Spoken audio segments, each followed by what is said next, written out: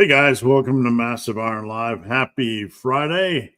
Glad to see everybody here. We got a lot of questions in the queue, so I'll be getting to those in just a moment. Welcome to Massive Iron Live. A couple things before we get started. Massive Iron Live is one of the longest running podcasts and lifting Q&As in the history of the universe. I appreciate everybody being here. I don't know how long I've been doing this, 5 or 6 years now. It just seems like forever. And it's one of the best parts of my week. So I enjoy you guys. Posting up your questions. So don't be shy. Post up as many questions as you would like. Before we get into things, if your question does not go through, try rewording it. Try shortening it. Sometimes long questions don't go through and are filtered or blocked by YouTube. Sometimes YouTube will filter things based on your naughty words or word preference randomly. I don't really know. So if your question doesn't go through, just try rewording it.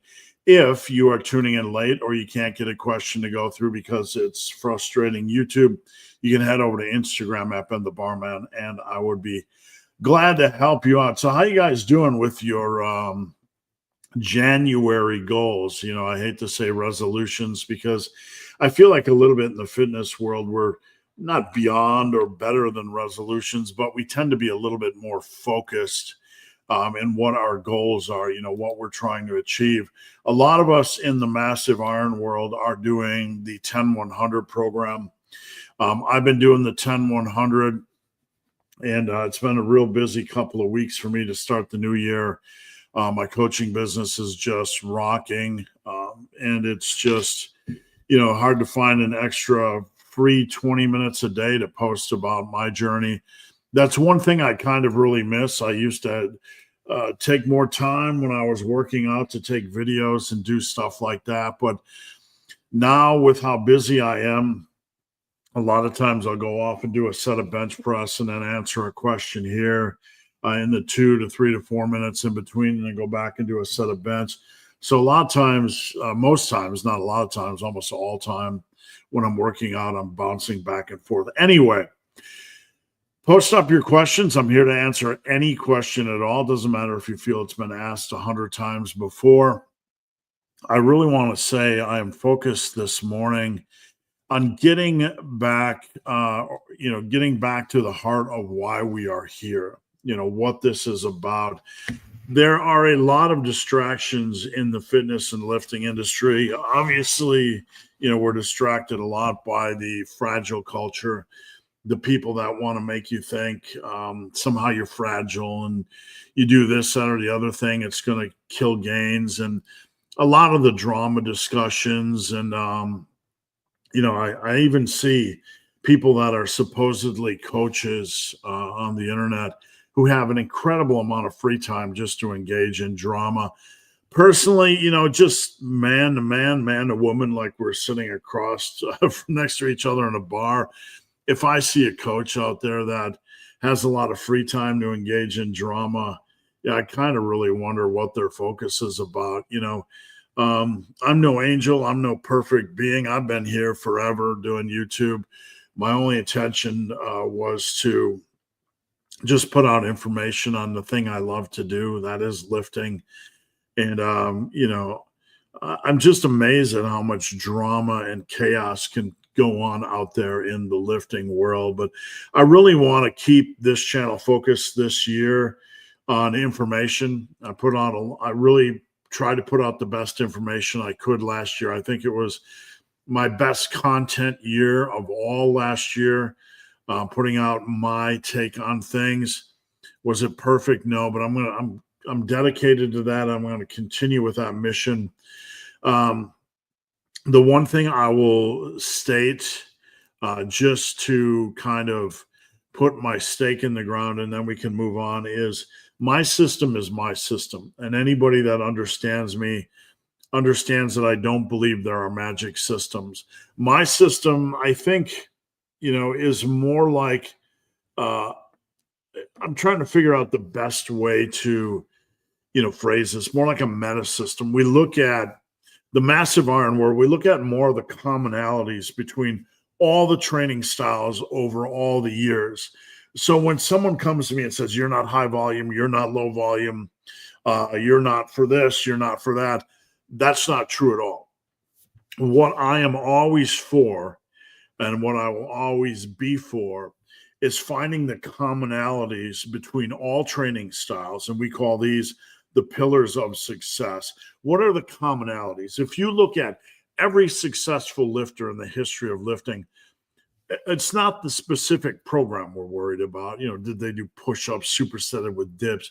That's not what we're worried about. We're worried about what are the commonalities between all these programs. That is what I try to do here on this channel. And that is what I try to do with my life's work. Look at the commonalities. And from those are our flagpoles. Those are our grounding points. And from there, as we branch out and look into programs, we ask ourselves, do we have reasonable volume? Do we have a reasonable exercise selection? Do we have a reasonable split? Are we training hard? Do we have some form of progressive overload? Do we have focused bulking, etc.? With all of these massive iron pillars of success in place, you will find yourself in a good place. I don't have a magical system, but what I am trying to give to you guys is clarity and freedom. The rest of the industry is trying to steal your freedom and trying to steal your joy, either directly or indirectly, by limiting things or making training feel like it's super granular, like you can only do one way. I see these discussions every single day, even on the comments. I was looking at my comments this morning on YouTube, seeing people fight over volume. And people misinterpret what my opinion is on volume. You're not a low volume guy. You should be teaching the Menser style. You're not a high volume guy. It's funny because I just want these guys to slow down and see the bigger picture here. But some people get so dogmatic in lifting that they're trying to steal your joy and they're trying to steal your freedom. And what they're doing is a disservice to everybody that's reading. We're just engaging in these ridiculous wars over things that don't matter. If we are being pragmatic, if we are being grounded in the real world, in your world, your schedule, we don't just arbitrarily proclaim, amounts of volume per week are magical. What we do is we start with a schedule that works for you.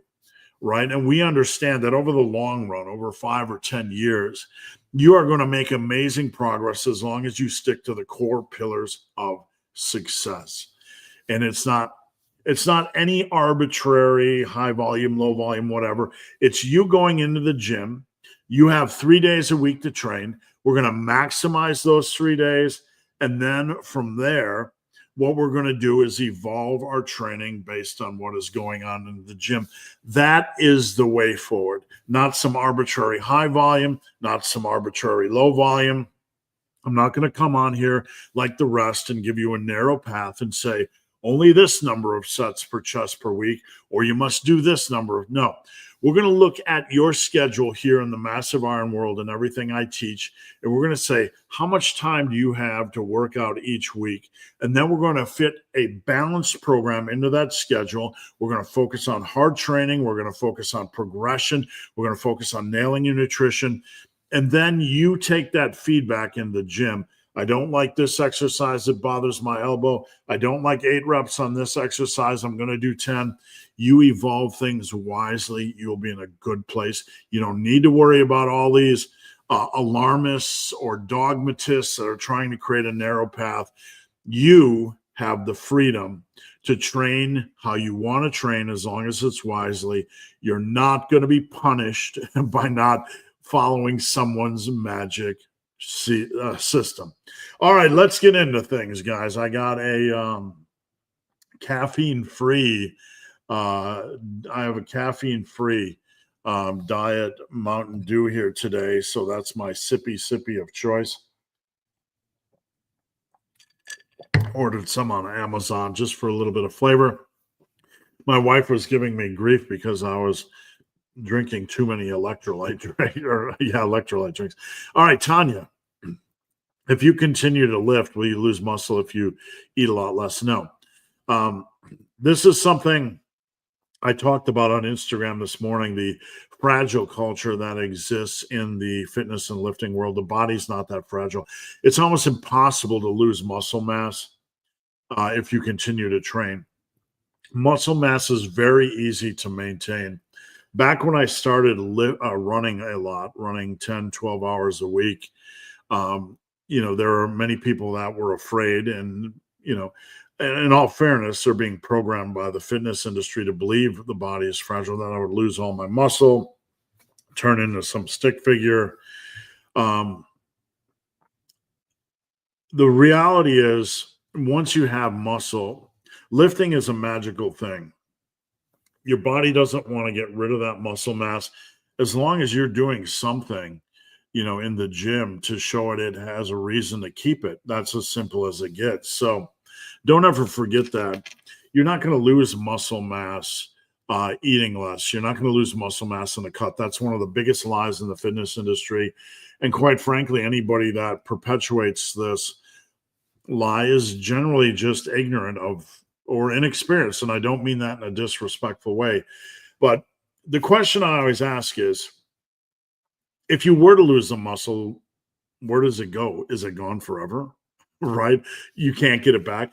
Like, that's kind of the general, like, we don't really discuss this because the question is just like, will I lose muscle if I eat less? Well, the question is, like, do you think it's gone forever? Right? Do you think if your potential is like 25 pounds of muscle, that if you do a cut, all of a sudden your potential is 24 or your potential is 23? No, your potential stays the same.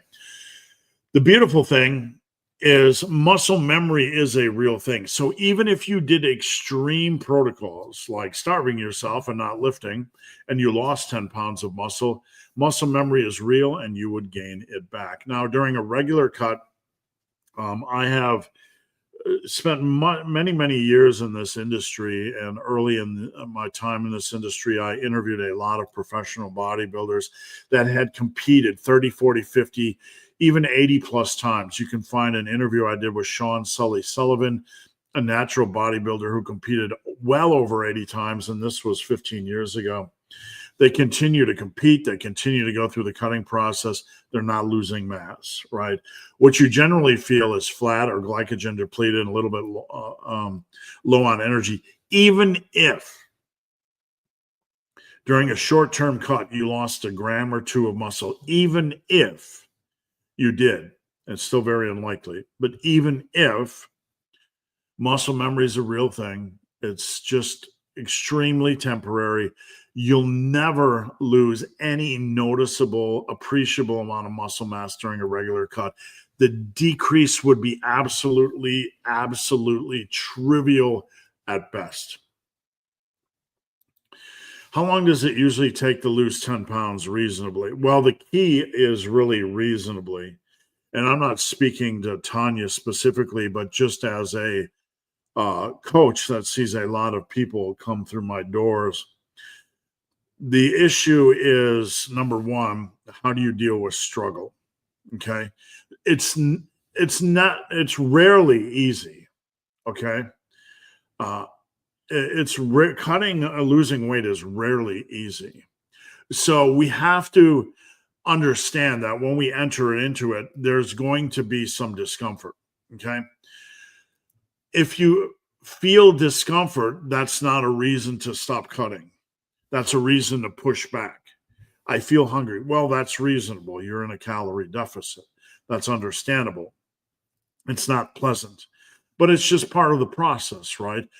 We have to push back against ourselves. Number one, I'm not going to die, right? It's just a little discomfort. We have to remind ourselves, in the grand scheme of things, it's just a little bit of temporary discomfort, and it gets better each day we push back. I mean, the hardest part of a cut is usually the first 3 days. And then when you get in a groove, it's usually easier. You're obviously going to have some days where you feel more fatigued or tired. But number one, when it comes to reasonably losing weight, we have to have the foundation of I do not care if am feeling a little bit of minor discomfort at the start. It's part of the process. I'm not going to die. I have to push back, right? Initially, you're going to be attacked. 2 hours in, do I really want to do this? Oh, that candy bar looks good over there, or they're eating donuts in the office, or whatever, right? Um, and then you have, I don't know if they're cravings as much as they're just like habitual wanting to push that button for something sweet. It's the day is stressful. I want a drink, I want a beer, I want a candy bar, I just want to taste Doritos, um, I equate the access to highly palatable foods or junk foods or fast food to like pushing the sex button. And we're all adults here, so we can discuss this. But, pushing the pleasure button. We can easily push the pleasure button on food, and our mind becomes like involved in this perpetual cycle. Minor stress, push the stress button. Eat a little bit of Doritos, your brain escapes for a second. Things are pleasurable, that whole eating experience. Um, we call it mouth pleasure. We're not trying to be crude, but that temporarily takes us away from everything and it feels good. And when we enter into a cut, we're fighting that battle. We don't have that to rely on, but that is where we have to say this is where the mental strength is developed. There are different degrees of mental strength in our journey. Number one is lifting. We love lifting. We might absolutely have no problem at all going into the gym and crushing lifting. But some of us still struggle with food. I still struggle with food. I am a recovering binge eater that nearly killed himself by overeating. Now, do I binge eat now? No. When I get stressed, do I still have the tendency or desire to want to have too many pleasurable things? Even an energy drink, right? Um, is does the excess caffeine really benefit us, or is it really about taking that thing and just escaping for a moment in the whole experience? The same with the first beer. I've had a stressful day, you reach for that first beer, you're like, mentally it's just like right, it's just like a release of steam. Is the process, just the initial engagement, more relieving than the actual thing you're engaging with, right? Like if you're having a stressful day, just the first bite of a candy bar is like a release of pressure, or it just goes like the first sip of a drink, relax, right? The first sip of caffeine in the morning, right? But we have to be aware of what these things are, and we have to be willing to understand I have goals that are short term, that are competing with this desire just to taste a candy bar and release steam or stress, or have a drink or whatever. So I have to push back, and this is where the mental strength is built. Does that make sense? This is an essential part of the process, equipping yourself to push back against yourself, the internal struggle, the internal war. If you master this, you are going to be successful in nearly everything in life. I have mastered it at times, and at times life has run me over like a steamroller. And there's no shame in that, right? We can feel like we're in control. And then out of the blue, something can enter your life and just hit you where you didn't expect to be hit. Like during the Rona, during the pandemic, things were going along great, and then all of a sudden our schedules were disrupted, and a lot of us didn't do well, during that time. So the whole point, I know this is very long-winded, is that the first step in a cut reasonably is to learn to fight back against yourself. I want a candy bar. Yes, you do, but you're not going to get a candy bar. That's self-talk. Um, that back talk against yourself. I fight with myself. I am not going to go down easy, and that's a big part of the process. From there, we need to create a structure and we need to plan. People that don't plan or create a structure are their own worst enemies. I'm not saying you need to weigh everything. I'm not saying you even need to count your grams of protein. But what I do is I have a plan. I know about how many calories I'm eating, at what time, and I know what options I'm going to eat. Up there in my refrigerator, I have turkey sausages, I have eggs, I have Greek yogurt, I have frozen and canned peaches, I have frozen berries. I have options. So yesterday I was sitting down here and I'm cutting right now, starting the year. And I'm starving. I'm trying not to eat till 11 just to push it off a little bit. I'm starving yesterday, and all my brain was thinking is protein bars, protein bars, protein bars. And when my wife gets home, I'm going to have a protein bar. But what I did was I went up and had turkey sausages with a little bit of cheese and some pickled onions. And all of a sudden, I ate something and it was gone, right? I had to push back a little bit, but I have certain meals for each time of the week. There's no excuse not to have meals. I don't care what your situation is. I don't care. You want to rely on fast food, fine. There's no reason for you not to plan 5 different fast food choices where you know the calorie limits and you stick to that. Okay? Let's say you're on the road. You're flying, you're traveling. I have clients that fly, travel, whatever, busy schedules. You can use that as an excuse to eat whatever fast food you want, or you can get on something called your phone. I don't know if you've seen these, right? And you can go on the phone and there's something called the internet.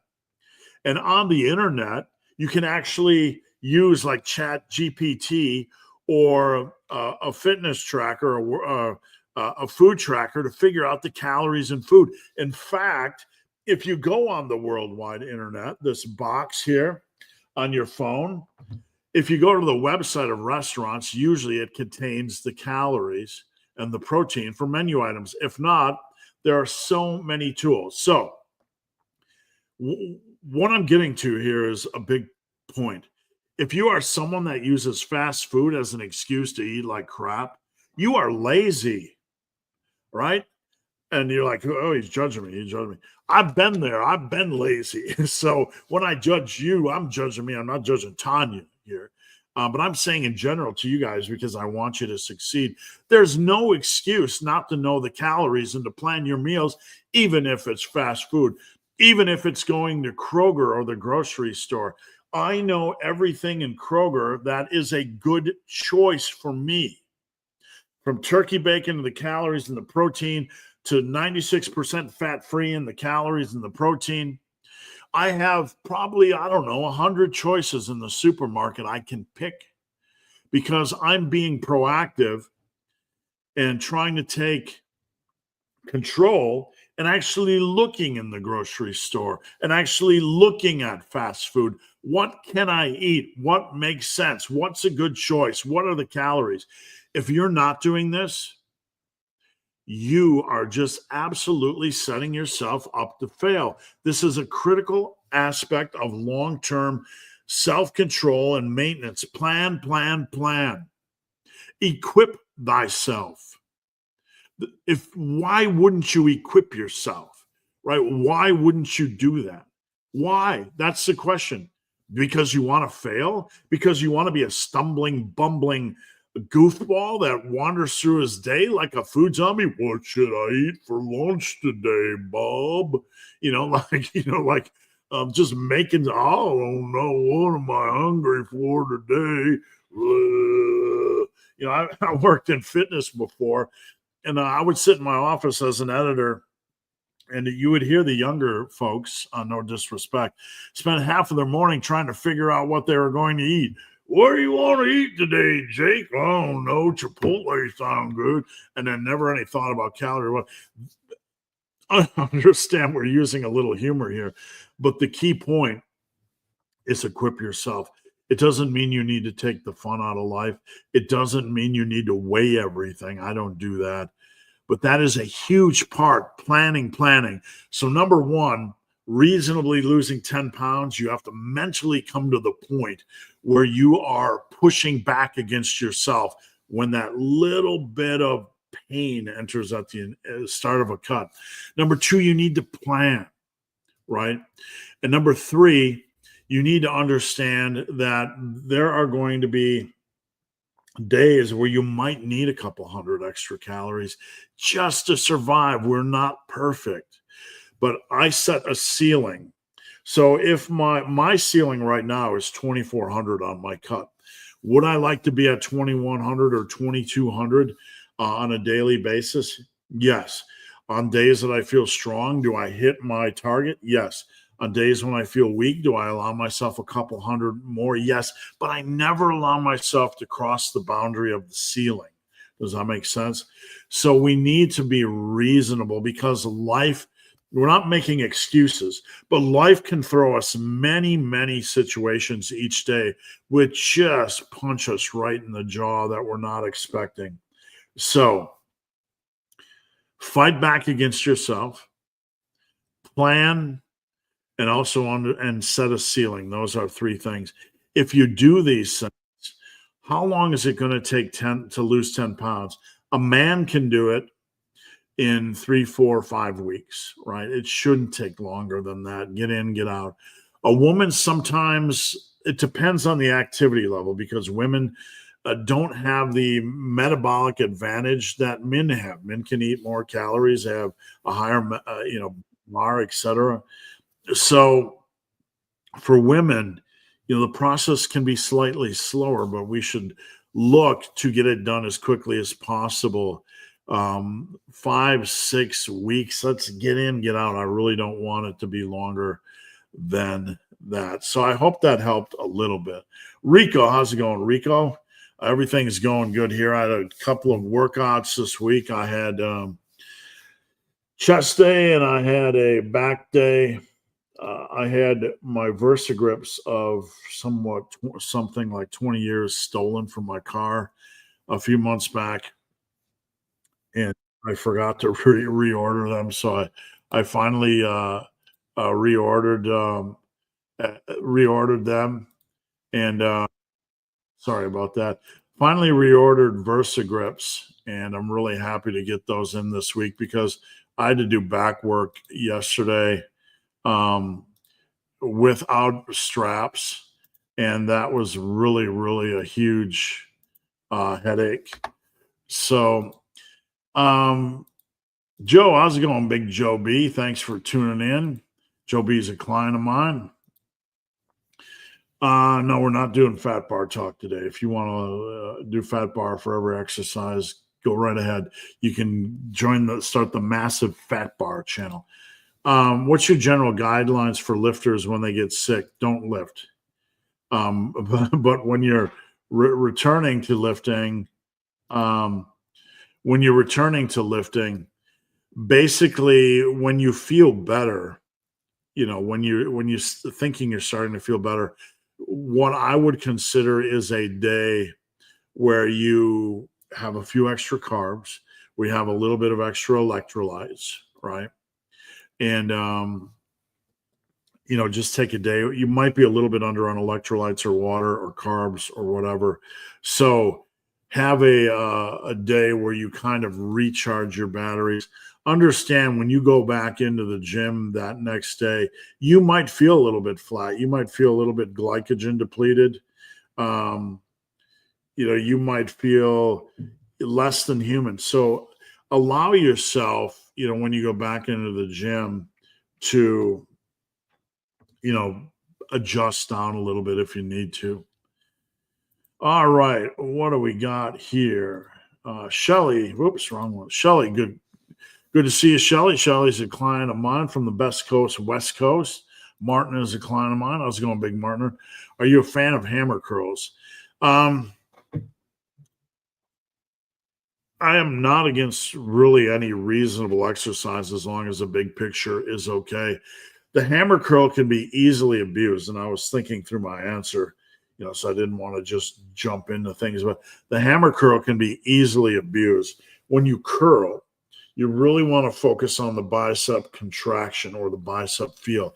It's really easy to get rotation and to kind of almost throw the weight over your shoulder, so to speak. You can get that acceleration of the elbow. So when you're doing a hammer curl, it's really easy to cheat it. You want to be focused. You want to control it up. You don't want to be super slow. You want to use what I call focus power, but you do want to be engaged with the bicep. So yeah, it's absolutely fine.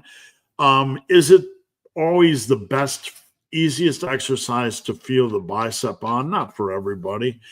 I'm always torn on the hammer curl because sometimes it feels great, sometimes it doesn't feel great, right? So I'm torn on it.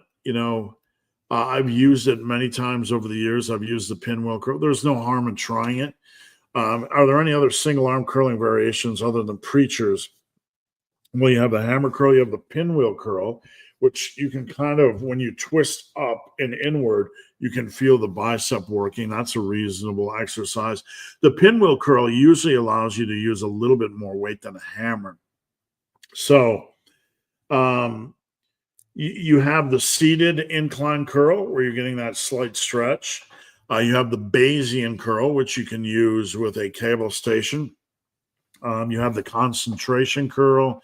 You have the preacher curl. You have the Zotman curl, which I'm really not a big fan of and generally wouldn't advocate. I don't know. That's really about it. Anybody have any other curl variations? Martin's currently one-handed due to an injury. Big Jimmy Cooksworth, client of mine. Morning, no questions. Just a big thank you. Thank you. Paladin, how do muscles grow? Simple question, right? How do muscles grow?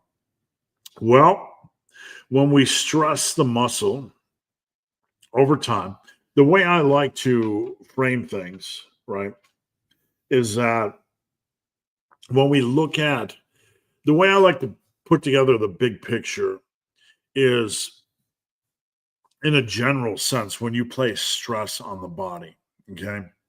When you place stress on the body, how does the body respond?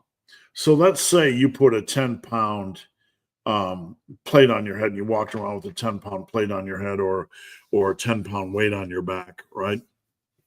The body is going to adapt to that stress. That's what we're designed to do.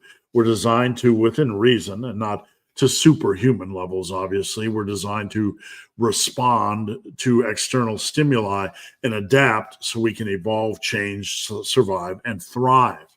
So, if something bad happens in our environment that creates an external force or stress, we respond to that force or stress by strengthening, right?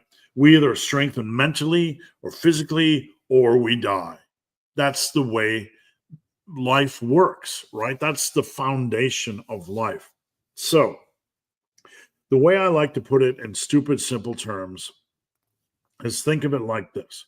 If you place a stress, like there's a force, and pretend there's a giant, Crom, a giant god in the sky, Crom, like from, Conan the Barbarian, and he's just pushing down on you just a little bit today, just pushing down on you.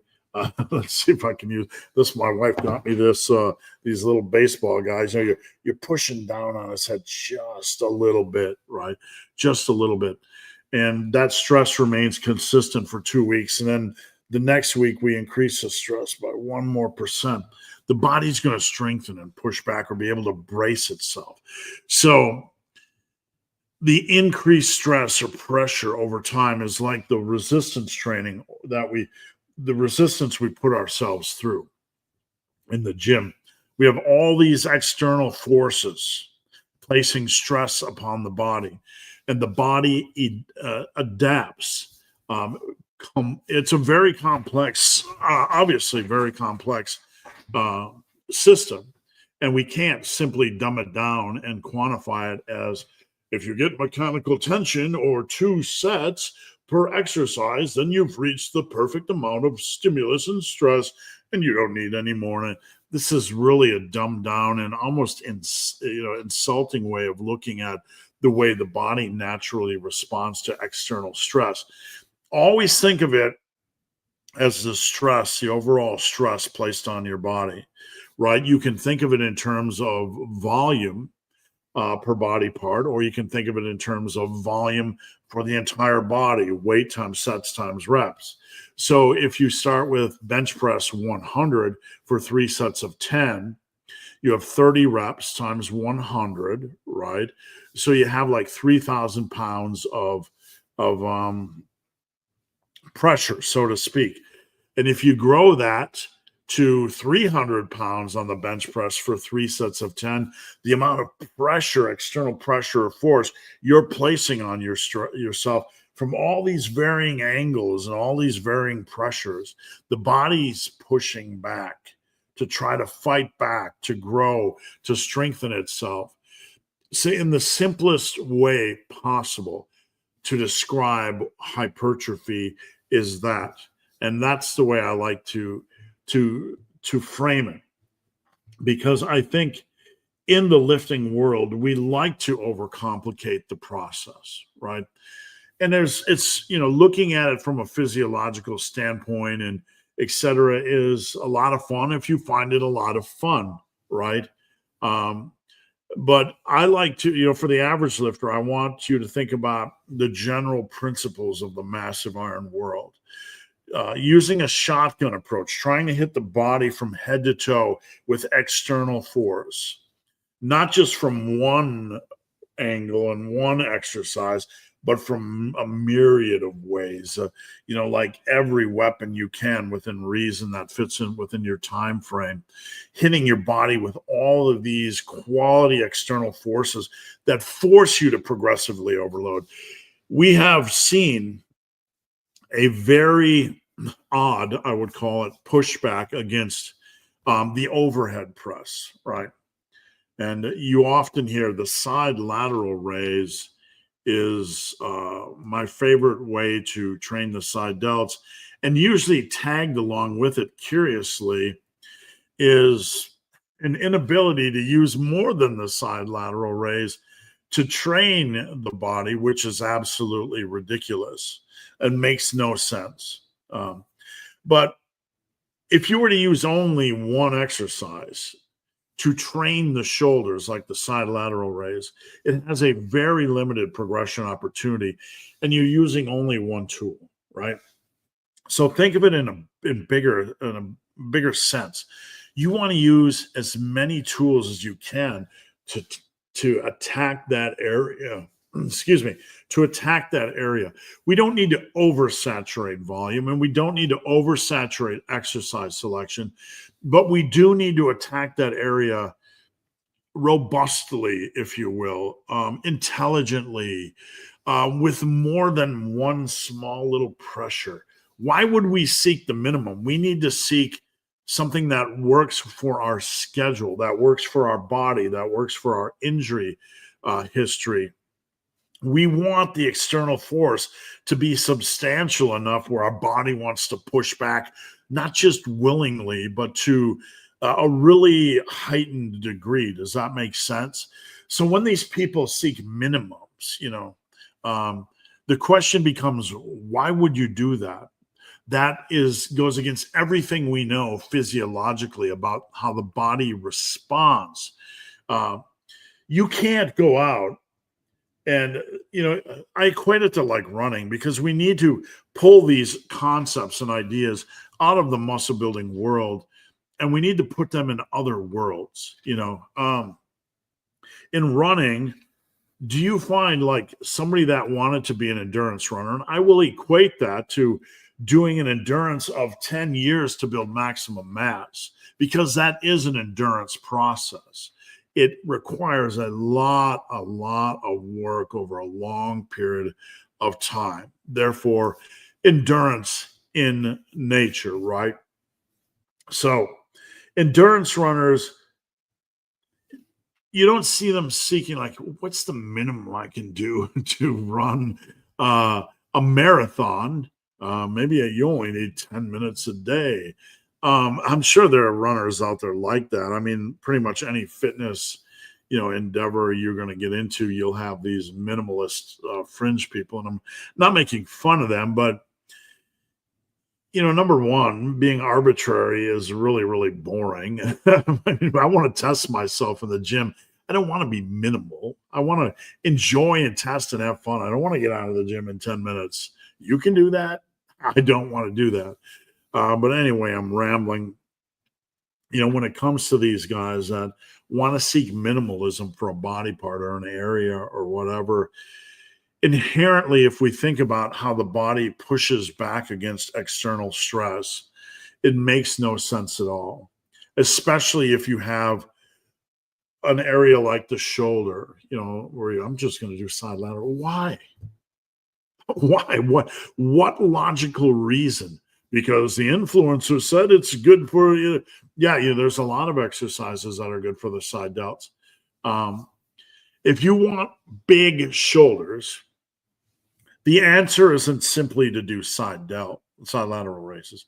The answer isn't simply to do BTN presses or seated overhead presses or upright rows. The answer is to hit the body from every possible angle in every quality way you can in a given time over the course of a week. So the bench press hits the side delt to a minor degree, but if you get a big bench press, it's going to contribute to side delt growth. Maybe it's a minor degree, maybe it's 5%, but we want that 5%. We also want the pressure from a slight incline. We also want the pressure from an overhead. We also want the pressure from upright rows. We also want the pressure from side lateral raise. We want all those pressures. Does that make sense? So I know that was a long-winded answer, but number one, I'm not going to sit and pretend physiology is an area I particularly am overly stimulated by, because it's not. It's not my specialty. As my time as an editor in the fitness industry, I've seen thousands and thousands of articles over the years, combing through studies and information on muscle growth, and I've seen it all 100 times. But I think the best way to frame how muscles grow is just by looking at how the body responds to external stimulus. We want to be focused and controlled with our lifting. We don't want to be reckless, because that increases the likelihood of unwanted punishment. People just throwing around weight, chasing reps, like chasing. We want to have an eye on sustainability, because muscles can't grow if you can't stay in the gym, right? So we want to make sure what we're doing is reasonable and sustainable. We want to give our body the resources to respond and grow, because all of a sudden you're adding this daily stimulus into your regimen that involves a lot of pushing back against external objects, right? Pushing it away, pulling it here. Physically, the demands are harder, so you're going to have a little bit more need for resources and for the body to build back stronger, so to speak. We're not adding extra muscle cells. We're fortifying the cells with extra mitochondria, etc. We benefit from having a slight surplus of energy, so we don't have to force the body into a position where it has to kind of figure out where to allocate things, because it's always going to land on taking care of the organs, the heart, the brain, the spine, keeping you warm, and then, additional stimuli. So anyway, all right, let me get a drink. We'll roll on here.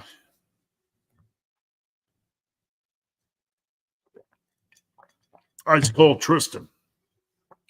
Glad I have some good workouts this week, and I'm still progressing on my lifts. Good, man. Just stay in the tube, keep fighting, play the long game, and stay healthy. Redesign. All righty, big fella. You've been doing this Friday gig for a long time, indeed. I just want to tell you how much I appreciate what you do. Thank you so much. It means a lot to me, and I appreciate it. I was looking at some of the stuff that goes on in this industry.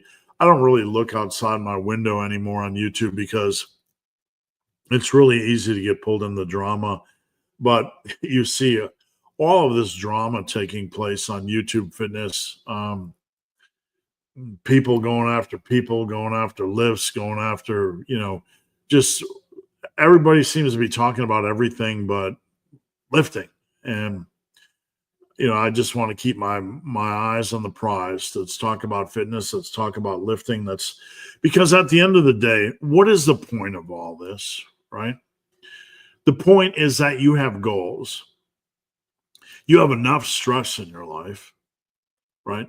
You have enough unwanted things that violate your daily living, that try to steal your joy and steal your time and induce stress upon you. And you like lifting. You want to be better. You want to look better. You want to feel better. You want to have better relationships. You want to be better. You want to be more physically appealing, whatever your goals are. We all share goals, positive goals. But in the fitness industry, there is so much, what's the right way to put it? Nonsense and drama and distraction and just disturbing stuff. People doing everything but focused on encouraging other people and helping other people and lifting other people up and equipping other people. And I am not trying to play a saint here, but I will tell you that is my purpose each and every day when I get up. I want to help you guys. I want to help each of you. I grew up in an environment where my dad was very abusive. He's no longer with us. Rest in peace. My dad served 2 tours in Vietnam and came back messed up. And I had a very messed up childhood. I was a Generation Xer, latchkey kid. No one taught me how to do anything, right? I had to fend for myself and learn everything myself. And where I am at with my career is I love physical activity. I love physical freedom. It provides us with a luxury. The luxury is control. You can get up today and control your destiny, right? You can make a decision and it can completely change not just your physique, but your confidence, your mental fortitude, your future. When after, 34 years of lifting, decided to tack on ultra running, I was asked why a lot. Why? Why would you do this? What's the point? The point is, why wouldn't you try something new? Why wouldn't you, right? Why wouldn't you go out there and just do something new? Physical, I didn't know what I could achieve. I didn't know I could eventually run multiple 50K trail runs and 12-hour runs and 100-kilometer runs. I didn't know I could do that. I didn't think that was possible, right? And you don't have to have my goals, but the point here with this discussion is fitness gives us freedom. You can wake up today and go whatever direction you want. I'm going to do 100 push-ups every day for a year and see what happens. I'm going to do kettlebell swings or Turkish get up or take up cycling or take up swimming or take up whatever. You have the ability to change your body. You have the ability to change your mind. We have not many things in life give us that power. And this fitness world is power. And when I step outside of this box and I see all these people trying to distract other people, with all these videos, who said this, he said this drama, whatever, it's just crazy. I mean, I am going to make a video about Dr. Mike basically poking fun at arm days because what really, really bothers me uh, is when people try to steal your freedom. They try to create some narrow construct of what fitness should be or what we can do, and I don't ever want to go after somebody, but there's so many ideas and concepts out there right now.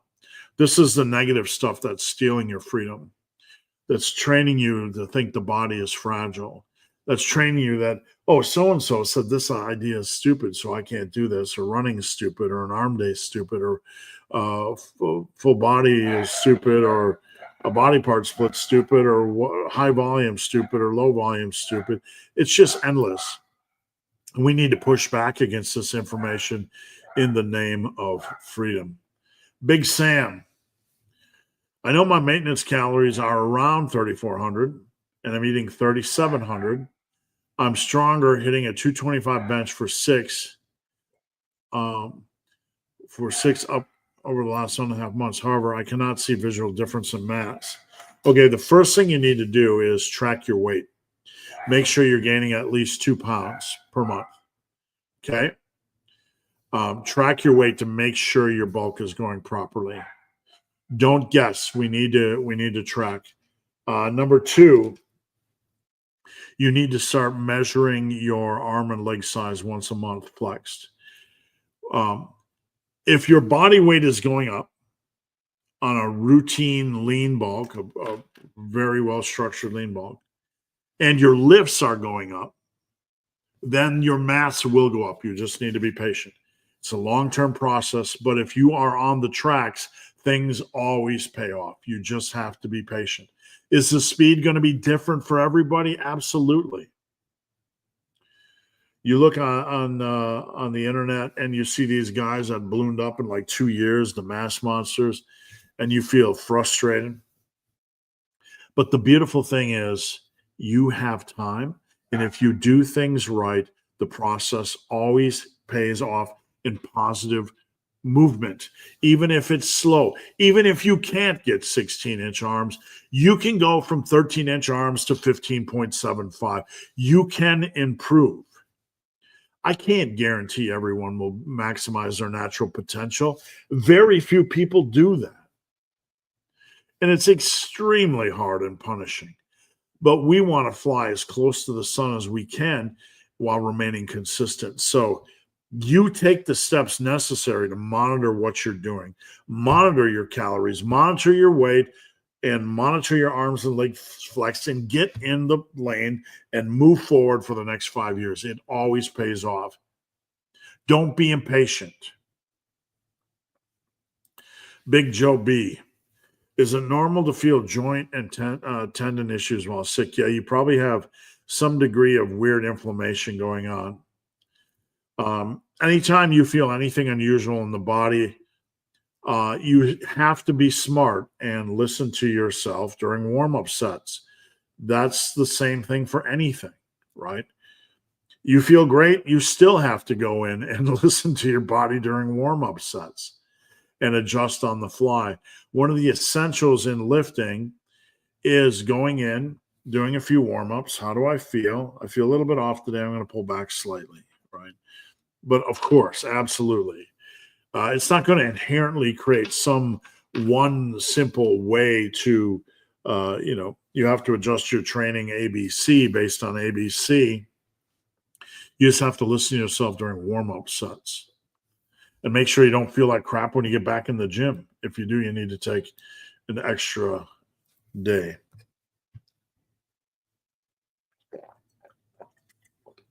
All right. How and when to implement drop sets?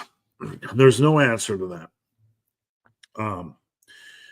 This is one of the things that is personal preference, and it comes down to evolving training based on needs. So if you want to get into the world of a drop set, the best place to start is on the last set of an exercise, in my opinion. I'm not trying to create a rule and say you can't do it otherwise, but you want to maybe dabble with doing it on the last set of an exercise.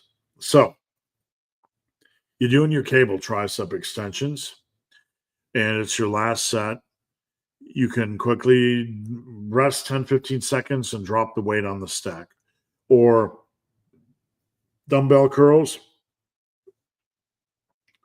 hop down to a lower weight, run the rack down. You can do something like that. I tend to only do it on the last set of an exercise, or generally for me personally, when I'm about 80% of the way into a workout and I only have 1 to 2 exercises left and I'm feeling pretty good and I have a little bit of extra energy left. Big Jordan Myers. How to train on a cut versus a bulk. So the best way I can frame it is when you're on a bulk, you're training hard, right? You're trying to push safely for that extra rep. On bench, you're going after it. On dumbbell bench, you're going after it safely, of course. On a cut,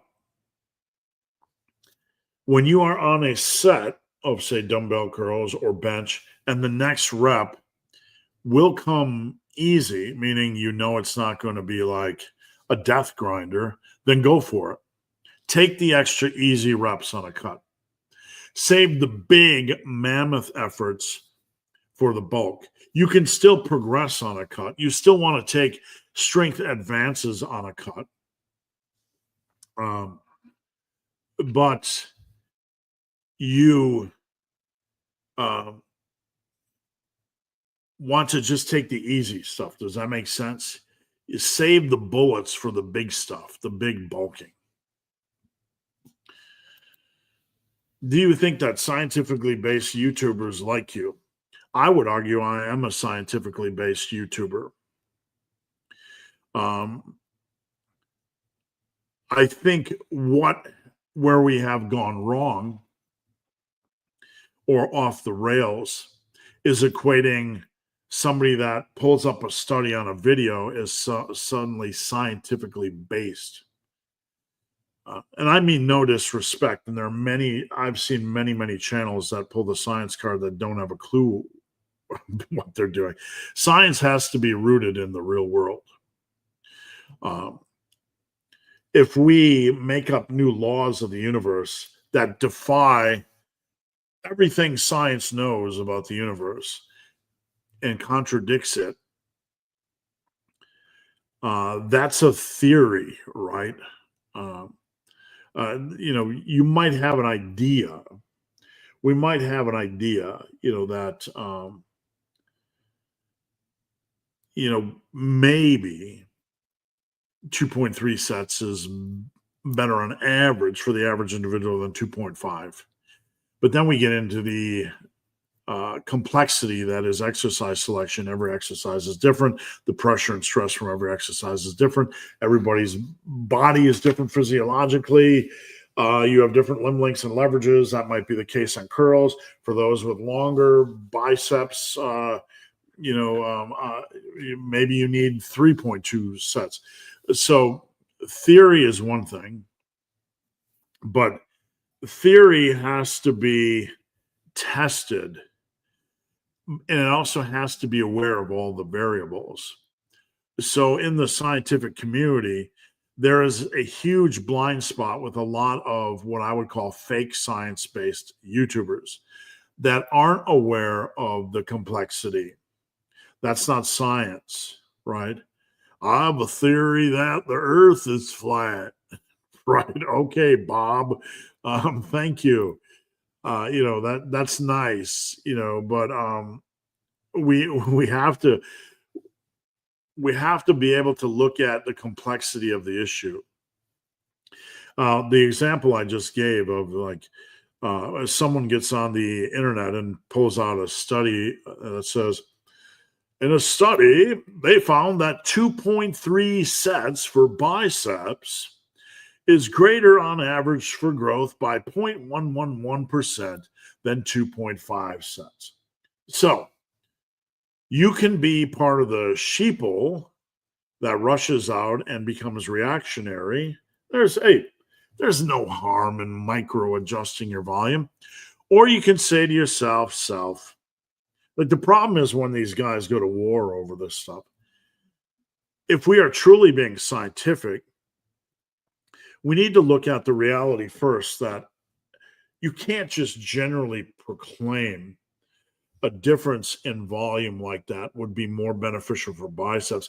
You need to understand that there are a myriad of biceps exercises that will work the same area, but they're very, very different in application and nature, like a hammer curl, a regular curl, um, an easy bar curl where you have a slight, um, better leverage position. You're not forcing your arms out like a barbell curl.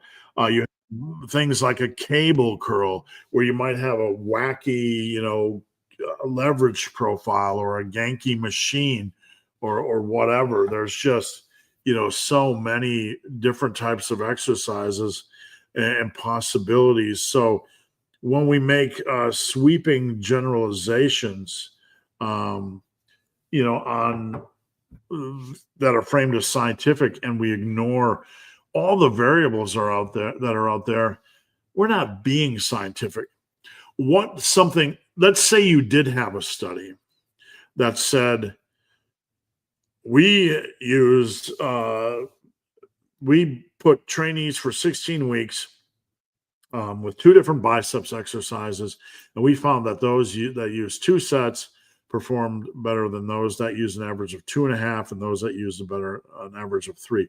So now we can be reactionary and just jump out and make changes to our program and ask ourselves what are the other variables. What was the degree of experience? Were the trainees that were doing more sets, were they as focused during the earlier sets because they knew they had more volume? Is there anything we could do to manage that and make sure that they attack the sets, harder earlier? What was the exercise selection? What if we used a different exercise selection? What is the impact of doing this study without doing compound movements as the foundation, like barbell rows and bench press and everything else that can create full body, overall body stimulus? So we're just putting people in a vacuum where they're not training normally. So that's scientific, right? Scientific doesn't dumb things down. That's not science. You don't go on YouTube and say, I'm going to have one study and this is science. That's nonsense. Science is a process, right? It's not a proclamation on high. Lengthen partials, commandment number 11. That's not science, and that's why I react against this stuff. It doesn't mean something can't be valid or have validity or have application. But pulling a study out of your wazoo and running with it like you're on fire, like a flaming idiot, that's not science. And I think even if you guys don't give a rip about science, you understand that's the truth, because that's the way we have to work at our jobs and in the real world, right? Your boss might say, this is the way things should work in the factory or on spreadsheets, and your boss might not have a freaking clue what you actually do. So he'll dumb things down and make a system and a proclamation that has no foundation in the real world, right? In the real world, we understand that there's a wealth of information that shows us that certain protocols are not essential, like the partials and drop sets and on and on and on and on. You can chase this down any rabbit hole, run any rabbit trail you want.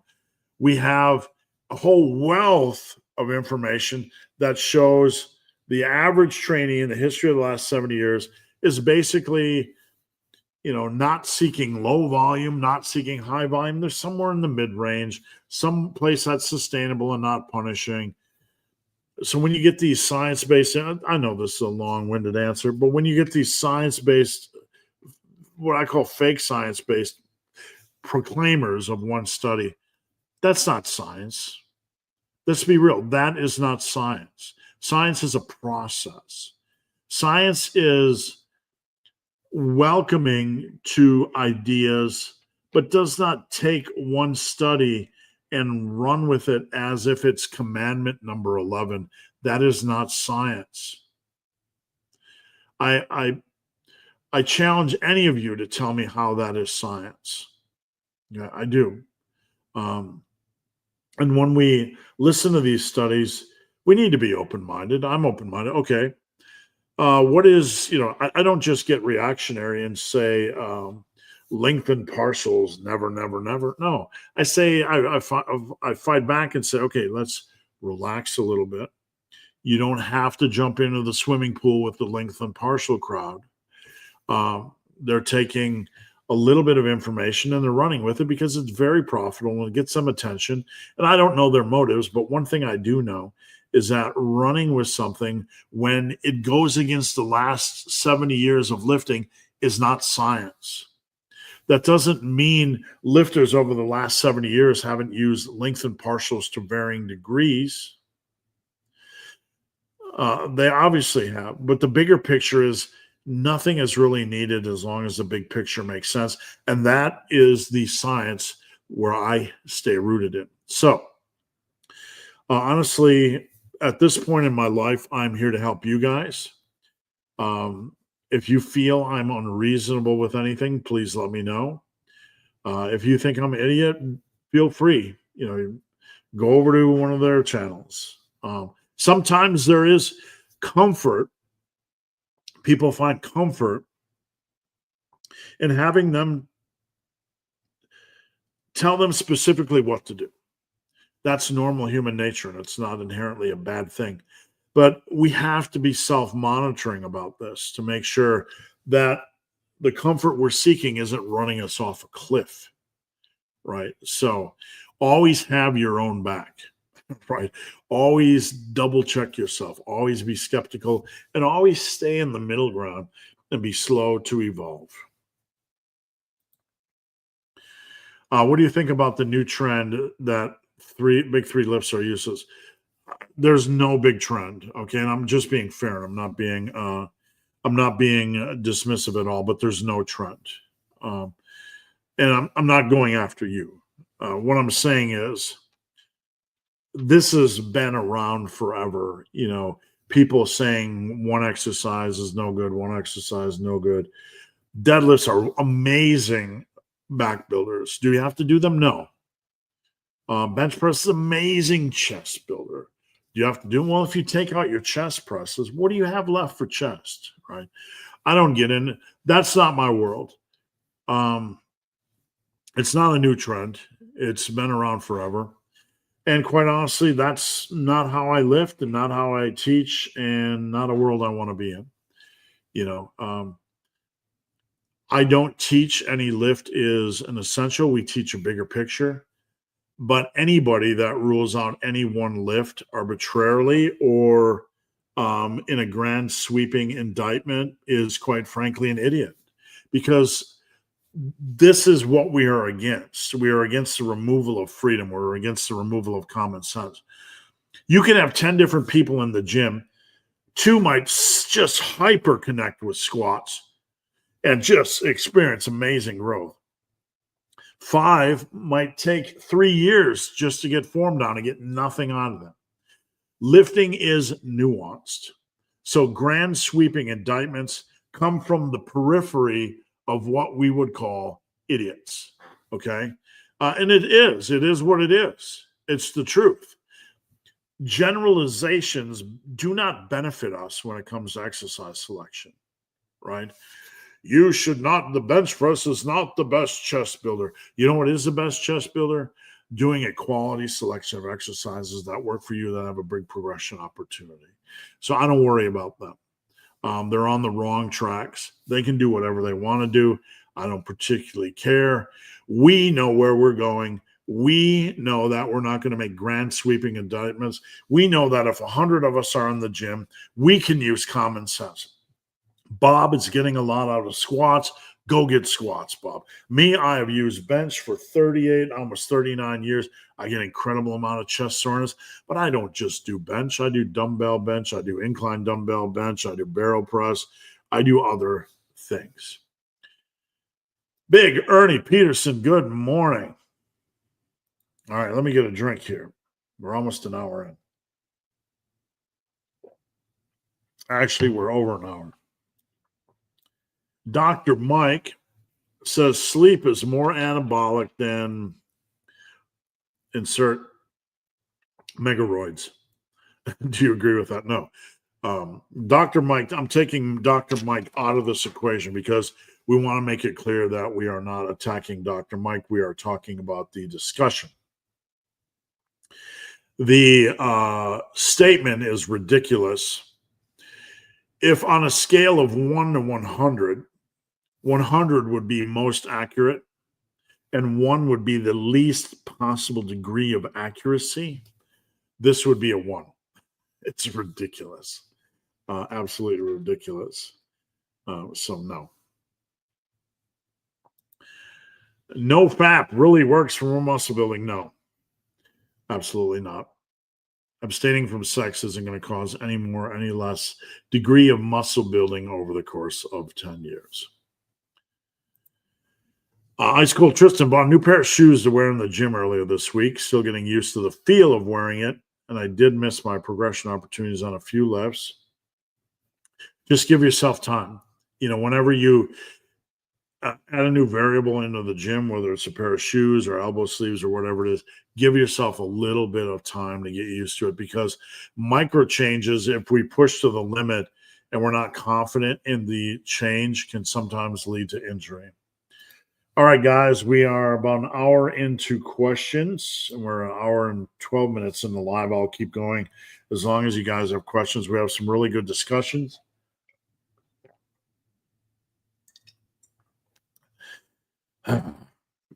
Let's refill. I'm ready for the weekend.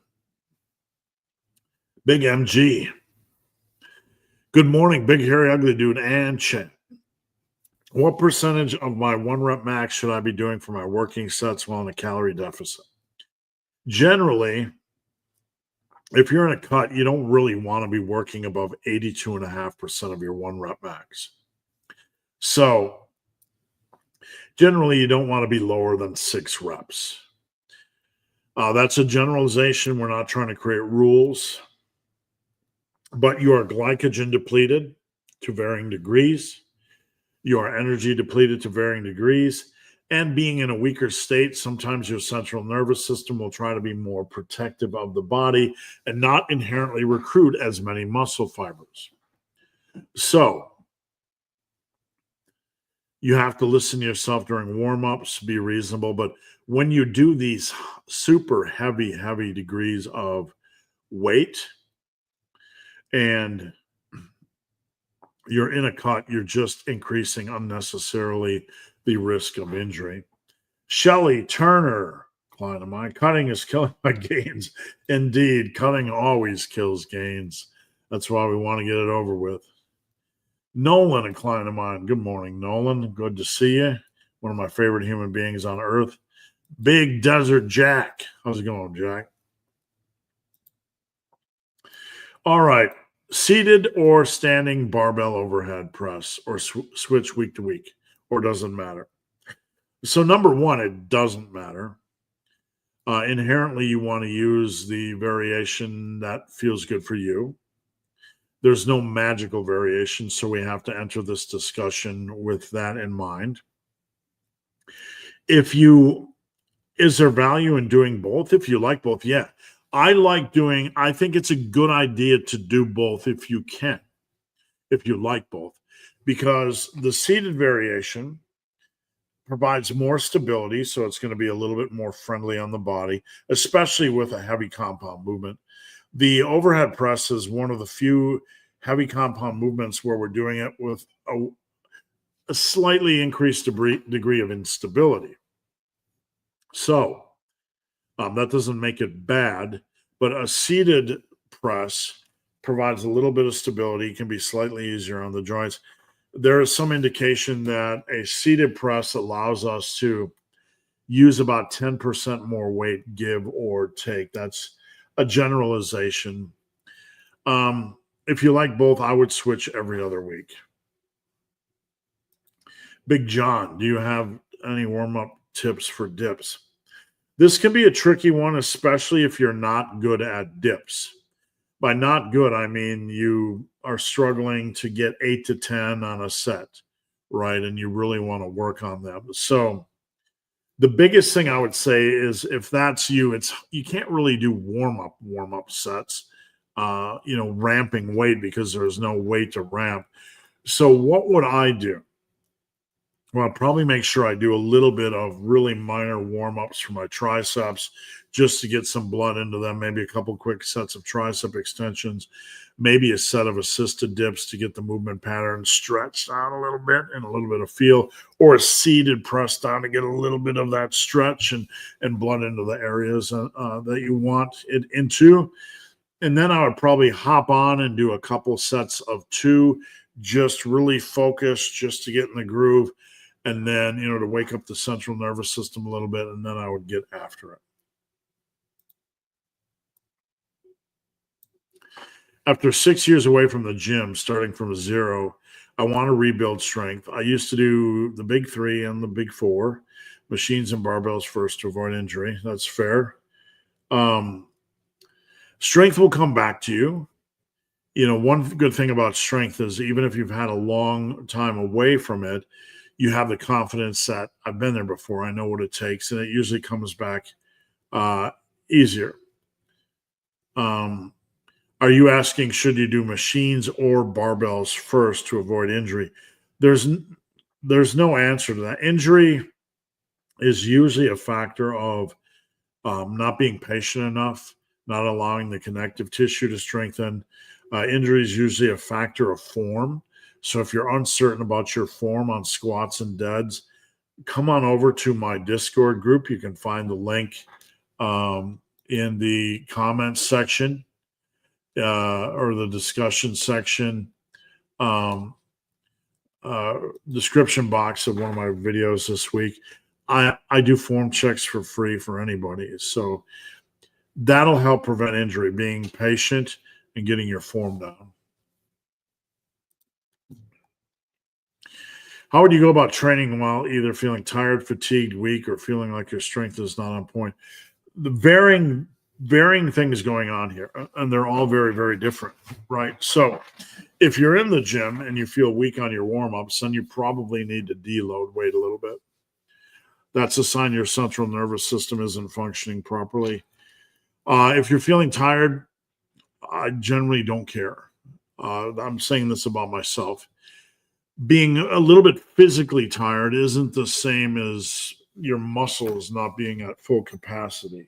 So what I mean by that is I've hit some of my biggest PRs while feeling a little bit sleep deprived. So how you feel is a lie when it comes to fatigue. A lot of times you might feel fatigued or stressed from work, and you go into the gym and do one set, and all of a sudden you feel like a superhero. So take things step by step. If it's general fatigue or sleepiness, just go and get the first set, see how you feel. Take things step by step. If you feel weak during your warm-ups, you probably need to adjust. Redesign.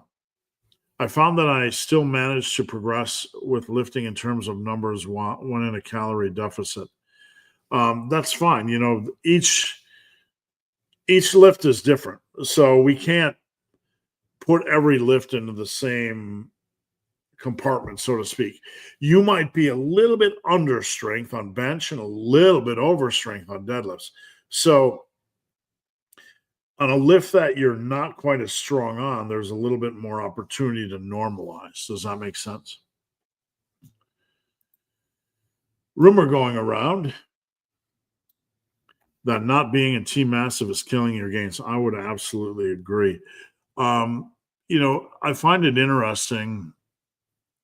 I got into this industry in communities. I had a forum, a very big forum back in the day. Somebody said the link tree expired. I don't. The weird thing about Linktree that ticks me off is you can put a link to not expire, and then it expires. I'm going to post it up. Somebody just said the link tree doesn't expire. Here is a link to Team Massive. Okay. If you don't want to do all that kind of random stuff or memorize it, just hit me up on Instagram or email me, benthebar@gmail.com. You can go, where is it? There. You can go over there or just screenshot it and type it in, doing the difficult stuff. First world problems. I have to type in 8 letters, right? All right, where were we?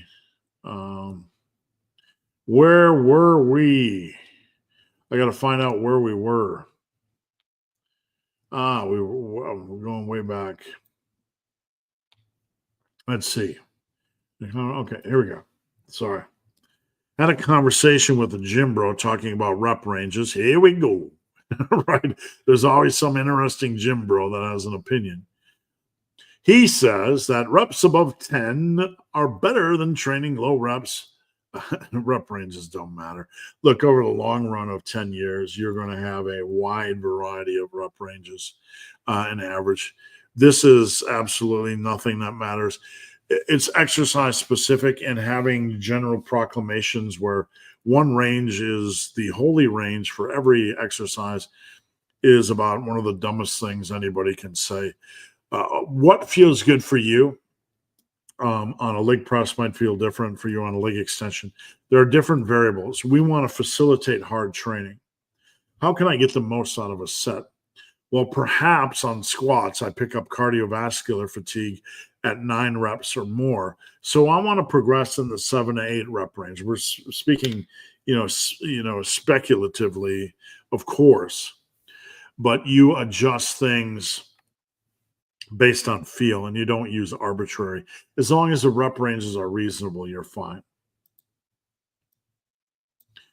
Is there a good way to schedule your eating throughout the day to make cutting easier? Well, a lot of people eat too much during the day. Okay. And then when they get to the evening, they don't have enough calories, right? So first and foremost, you want to make sure you have enough calories for the second half of your day. I'm not saying you need to save all of them, but you need to make sure that you're not headed in the second half of your day feeling like a deflated bag, right? So beyond that, you have to plan your meals. So structure. Don't allow things to come in that are unplanned. One of the best ways you can mitigate hunger, and this is no miracle cure, but you can move your protein up to at least 35% of your daily calorie intake. That'll provide you with more food volume and satiety. And reducing your fat intake to 20%-ish increases your food volume. So when you increase protein to at least 35% and decrease calories to fat roughly to 20%, you'll make it almost impossible to fit in fast food or junk food, because you'll have to rely on lean protein and a lot of plant-based foods, and you will increase food volume. So that's a good start. Big Joe, how are the pups doing? They're doing good. They're upstairs waiting for Mama to get home. My favorite YouTube's fitness celery, Grizzly Bear celery. You guys don't know what a fitness celery is. It's like a wannabe celebrity celery, whatever. So that's the term I toss around a little bit. I picked it up somewhere. I don't know. 2 overhead movements and 2 side lateral. Well, it sounds like plenty. 2 overhead movements is really good. It should be fine. I mean, really, the minimum I look at per week is 3 quality exercises. That would be the minimum I want to get in if I can. So that looks fun. Big Joe, Morning, Coach. Hope all is well. How would you say dumbbells would be instead of regular barbell? Dumbbells are great for hypertrophy. Now, when I say that, it doesn't diminish the fact that barbell is great for hypertrophy. Both are great, but I would say overall, because a dumbbell allows you a little bit more freedom to naturally rotate, that it takes away some of the negative stress. So it removes a minor degree of punishment in the long run. I will say I like doing both, but there's no harm in using dumbbells as your primary driver. Happy Friday. Thanks. Same to you. I've been doing more cardio and getting better at it lately. Good. Coincidentally, my needed rest between sets is also shortened. Um, there can always be a relationship between that. I mean, when I was at my worst and 346 pounds, I couldn't even walk to the mailbox. So obviously, it would take me longer in between sets, even if I wasn't aware of it. Absolutely. To what degree? It's going to vary individual to individual. Do you think main gaining becomes viable? No, no, never. It's a fast track to nowhere. It's never viable. The only way main gaining is the only way holding calories is weight is viable is if you're in a period where you don't want to gain fat. It's not. It's not efficient, effective. It never will be. Is it not a requirement to do isolation fluff work at the end of a brutal workout where most of the arm growth, for example, can come from? Is it not a requirement? Um, well, one of the issues with workout design is some people panic because as you move along, whether it's a body part split, a full body, or whatever the case is, you pick up fatigue, and some people get a little bit nervous that later in the second half of my workout I'm more fatigued and not getting as much out of the last half of my exercises. We always try to get as much out of every exercise in the current state we are in. That is the key. um, Compounds alone or the minimalistic approach to training isn't going to maximize size. It just doesn't. It's not the best way. It's not intelligent. So we don't do fluff work, right? Everything we do is with a purpose, and we do it with an eye on progressive overload. But you certainly can't just pound your body with all compound movements for an hour and a half, 6 days a week. There's still other viable reasons to get in lighter work with lower progression opportunities at the end of a workout, if that makes sense. Big Jeff. Good morning, Coach. Just want to say thanks for your wisdom and guidance. Thank you, and I appreciate that. I appreciate the opportunity to work with everybody. I really do. You guys make my life an absolute living dream, and I can't thank you enough. This is how I'm going to go out in life talking about lifting, and I'm glad we are on the same boat. I almost said Big Tanya. Tanya's a client of mine. Tanya is losing weight and looking great. Happy Friday, Tanya. Thanks for tuning in. Can tall lifters get away with setting the bar up on the balls of their feet instead of mid-foot if their poles look? No, this is not a good way to go. If your weight is forward on a deadlift, it's going to throw your body forward and it's going to kill your lower back. Absolutely not. You need some other forms of adjustment. So just get your videos to me and I'd be glad to help. Having a more upright torso without bending too far forward. You're getting into theoreticals, but the one thing I'll say, I want to stay grounded at your initial point. You never want your weight on the forward during a pull. That's always a recipe for disaster. Big Jimmy. Pendleys with dumbbells. Well, a pendley row is pulling the bar off the ground, catching your breath, bracing before each rep, and pulling the bar off the ground. What I do on my dumbbell rows, the single arm dumbbell rows, as I set the dumbbell off the ground. Just gives me a little bit of break from pressure on my lower back, etc. So with two dumbbells,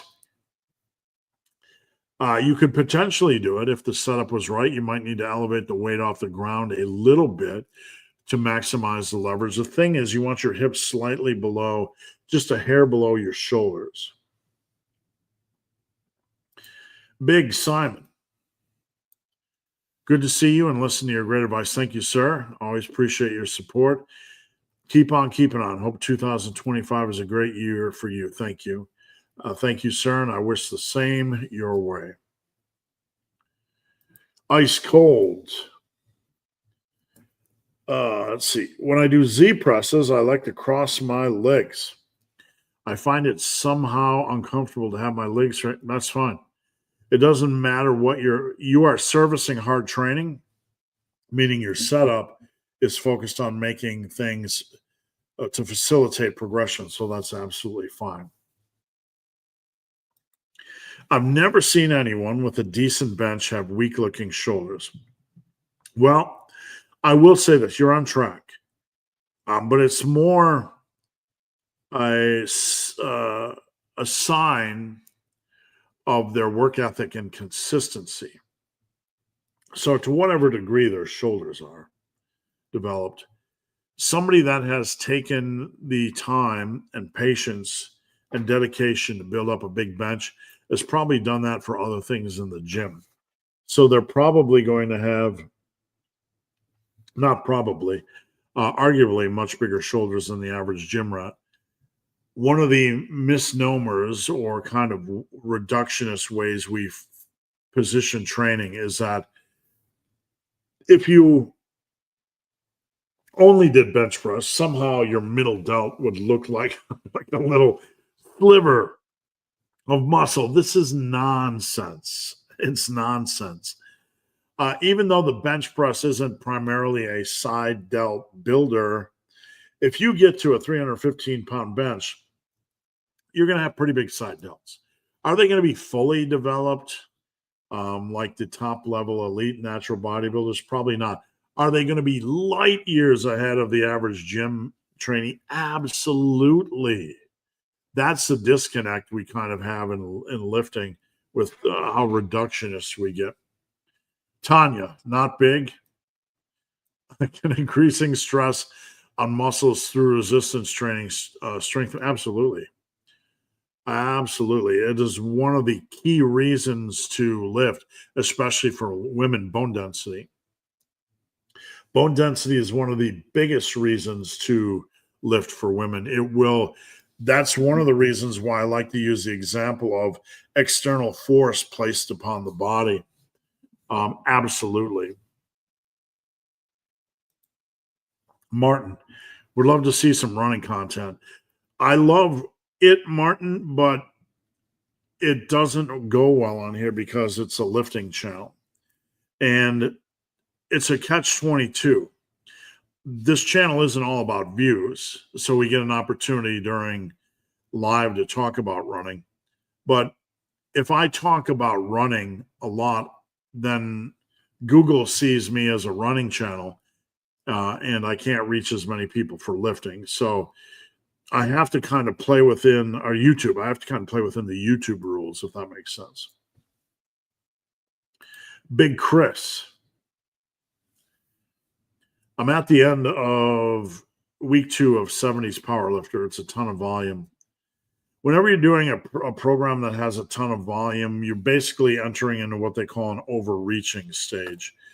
Not inherently bad, but at some point you're probably going to have to pull back. I don't know the program, but when you are in the overreaching zone, at some point you're going to have to pull back because you have a fitness level, okay? And an overreaching program will push the fatigue way higher than the fitness to the point where you can't perform as good as you did before. And then when you allow the fatigue to rescind or improve, then your fitness starts to shine. That's basically how overreaching works. Just be careful, listen to your body, don't get beat up. In your opinion, is experiencing knee pain when squatting a bad thing? Yes. Uh, it's generally not caused by mobility restriction. It's usually, this is a generalization, usually caused by bad form. So the key, most people can squat and squat pain free. Most, the key is to dial in your form. To blanketly say it's a mobility restriction issue, generally it's not. Generally, it's a form issue. Generally. Afternoon, everyone. Hope you all had a good week. Thank you, sir. Appreciate you tuning in. Prince, I'm thankful for massive iron starting strength. Lifting isn't that complicated. Amen. Zero. Hey, big hairy ugly dude. Thanks for answering my question the last few weeks. Your tips have helped me. Absolutely. I love the questions. Sometimes people come to me and say, I feel like I'm asking you too many questions. Like, that's what I get up for. I want your questions. If I got up to no questions, I would realize it's time to pack it in because no one cares anymore. They've all moved on to the next scientific study. If in a push-pull legs, I get less reps on arms than versus an Arnold, is this resulting? Well, a push-pull legs can make things a little bit cramped. So you need to have it structured properly from a weekly volume standpoint. One of the things I do on a push-pull legs is I change it to a PPAL. Okay. What's a PPAL? PPAL. Push-pull arms legs, a 4-day rotation rather than a 3-day rotation. So you can pull some of the arm work off with a push day and really focus on the chest and shoulders. On the arm day, you're getting in more triceps, and you can get in some junk work like rear delts or whatever you couldn't get in for the week. Ice cold.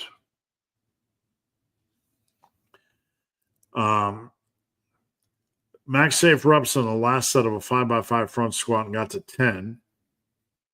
Had at least 3 reps left, but I gave up due to, yeah, it's fine. You don't want to push. You want to push for max safe reps. So if your lower back feels stressed, that's when you pull the parachute. Form starts to go, that's when you pull the parachute. You push for 10. So we're going to add 5 pounds the next week and stop that last set when you feel like your form is about to go or when you feel like you're getting beat up. Big David, how's it going, David? Thanks for tuning in. Personally, I think you are one of the most real guys on YouTube in the fitness world. No BS. Just get the job done with no fluff. Thank you. I appreciate that. I will say I love lifting, and it is not complicated. And I hate people that lie to you about its complication. I hate people that waste your time. I hate fake people. I hate posers posing as science-based. And I hate people that try to steal your freedom and your time. And they steal your freedom by telling you there's a narrow path, and it's not a narrow path. So don't support that stuff.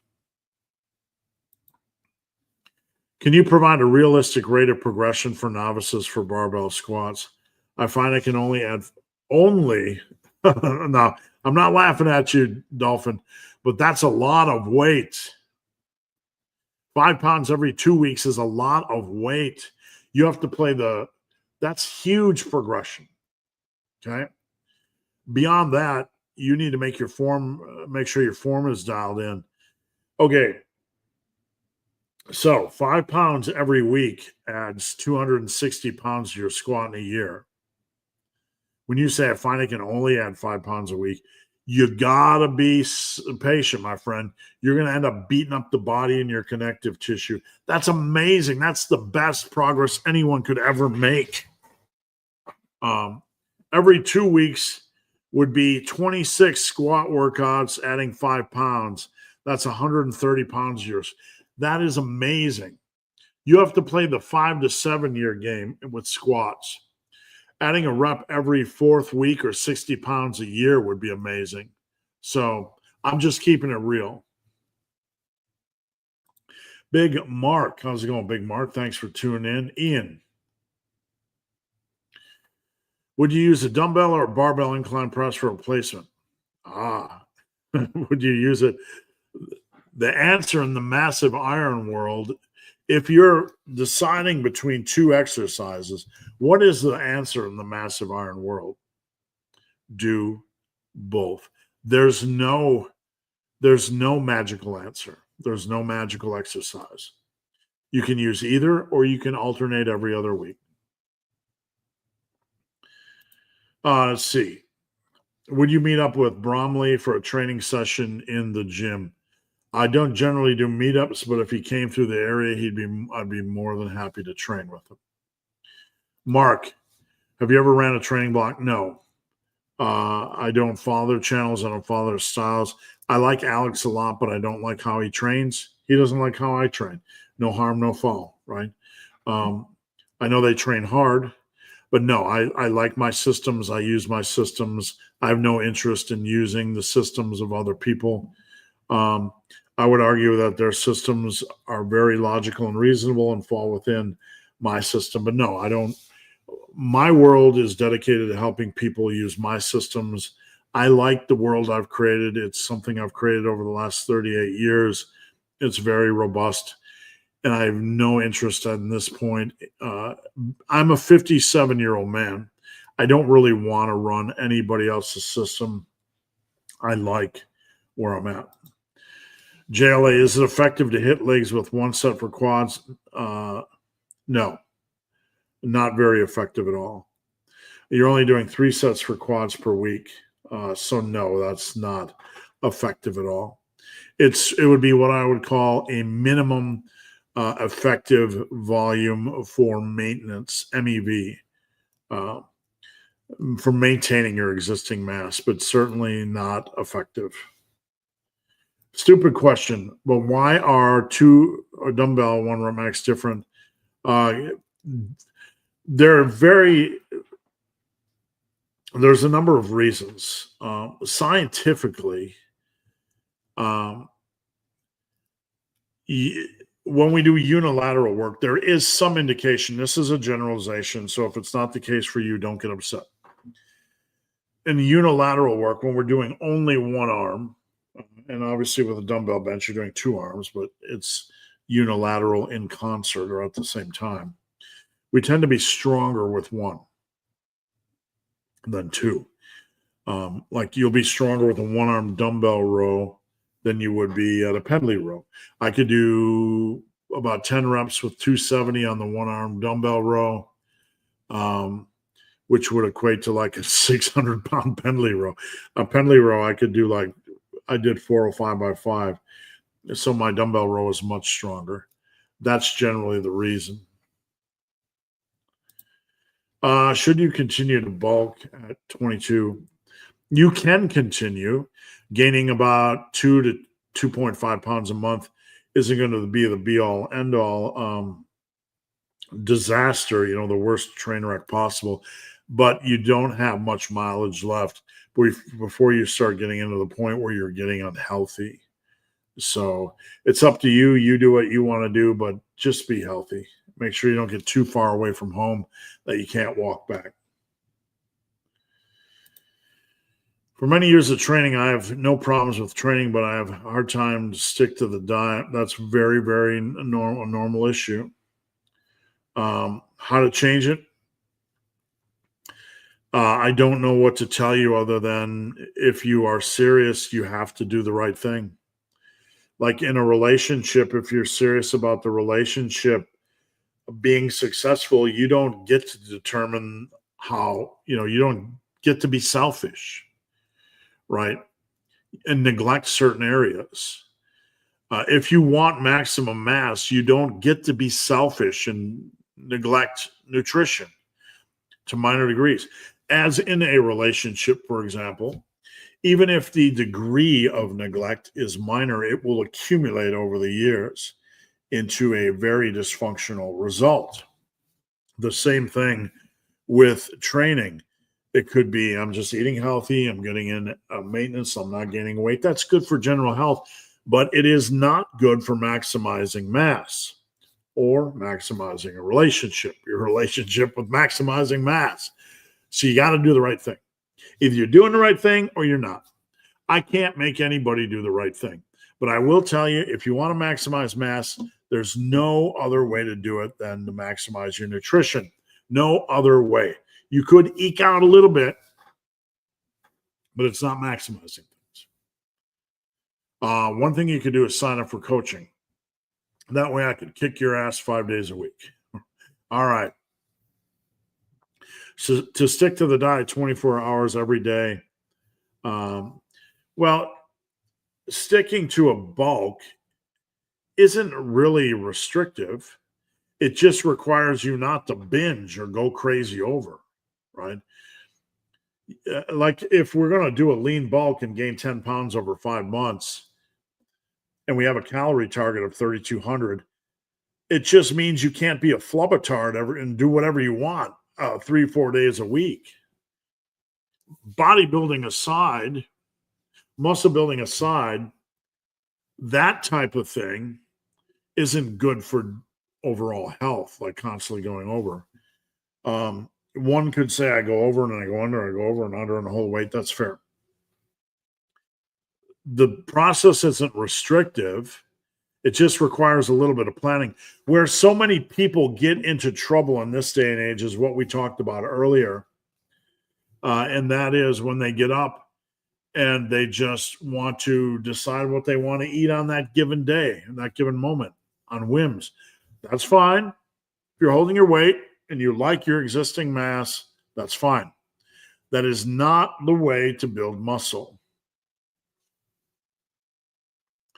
Ian, replace deadlift completely with stick flick deadlift. Well, deadlift isn't a leg exercise, so I'd have to see your program. It's more of an upper back exercise that works the legs to a minor degree.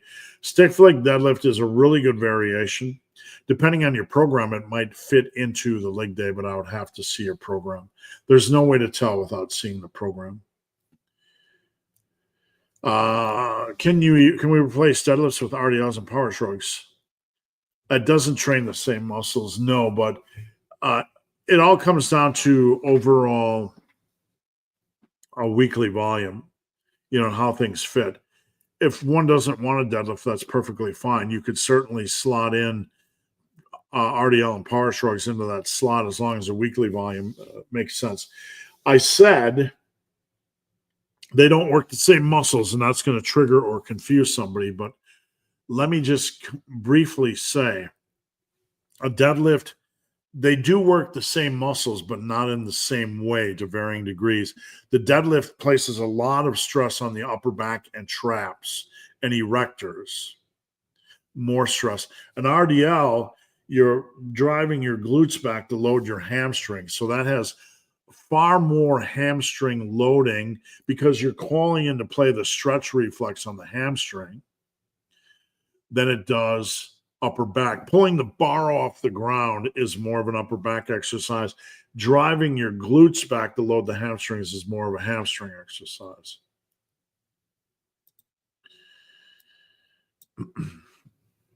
Heels elevated on hack machine, if it works for you, absolutely. There are no rules other than to be safe and sustainable and progress and get big. Big Billy Baker, client of mine. Afternoon gang, listening while on my way to the gym. Thank you. I appreciate it. Craze Corgi. Would I be able to build good low bar squat if I rotated box squat spar weekly? Absolutely. As long as you have that main variation in every other week, you should be fine. Nowadays, there's more hype on doing low bar squats instead of high bar squats. That's been that way for quite a while. That kind of happened with the Ripito invasion. Feel like doing deadlifts on top of low bar squats. It's going to depend on the individual, but I want to say if you're strictly after muscle building, over focusing on really erector and mid back and those areas can take a lot of energy and time. So we really have to make sure we have a nicely balanced program. I don't think that low bar wide stand squats are the best way for a bodybuilding program. I just simply don't. Big Lee. Big Steve, how important or set meal workout times? Because some of us, yeah, I get it. It's more important to nail your dailies, like your daily calorie intake and your daily workout. You might have to make minor adjustments in how you train based on how you feel, but that's okay. Just play the long game. Can I build decent traps without direct work? Not really. I mean, you can passable traps. If you ever go to a natural bodybuilding show and you look at kind of the novice class, you'll see a lot of lifters, and you can tell they don't do a lot of back or direct trap work. Big Lee. Let's see. What do we got? Try to trap our RDL. Any advice with technique? They felt very different. RDL should always feel like an RDL. So regardless of your hand angle, regardless of your hand angle, let me get a drink. I don't know what the hell I'm talking about. Hand positioning, hand angle. What the hell am I even talking about? You should be driving your glutes back to load the hamstrings. So there might be some micro nuance, but the thing is, get a video, Lee. Let me look at it. I want to make sure you're driving your glutes back. And despite yesterday and day before work and family not allowed me to down milk, I got to read that again. And despite yesterday and day before work and family not allowing me to down milk, I'm 9 days, 7 if you count the 2 missed, and my bowel still exists. But Lee, I have no idea what you're saying here. I'm so lost on this one. What am I missing here? I'm making fun of you, Lee. I just got lost in the weeds. Maybe you could rephrase that one. Not allowing you to down milk, drink milk. Despite yesterday and the day before work, not allowing me to down milk. I'm 9 days and my bowel still exists. Maybe you can explain a little bit. I got lost a little bit on that one. Sorry. Is it a bad idea to do back work after leg day, or it should be fine? The only thing you really don't want to do is deadlifts the day after squats. Ian, on a 5-month bulk, how much strength should you expect to build? A lot. Quality. That's almost half a year. And I'm not going to toss out generic numbers. You can see my strength standards video here on the channel, but you should expect some really quality, noticeable improvements in a 5-month period of time. Big Michael from Germany. Hey, Steve, thanks for putting me on a body part split, and greetings from Berlin. Let's crush the fear. Michael trains hard, and I'm laughing because when I look at Michael, he is a hard training son of a gun, and I have nothing but respect for him. Like he's a client of mine. When I look at his workouts, like perfect, great effort, always consistent, always crushing things. Mark, for your drop protocol, is that drop set right after the last working set? So I have a protocol called 2 plus drop. And you do 2 sets at the same weight. Let's say you're doing bench press with 180. You do 2 sets with 180. When you get to 7 or more reps on both sets, then you would add 5 pounds to the top 2 sets. The third set, or the drop set, you rest normally, so it's not a drop set. And then you drop weight by about 10% and perform max reps. MG, why can't we just drop our bodies off at the gym? We will be in the future. We'll be able to do that.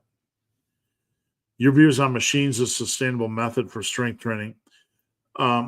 My views, machines are decent tools, but we don't want to fall into the pit where we're like, we must only do machines.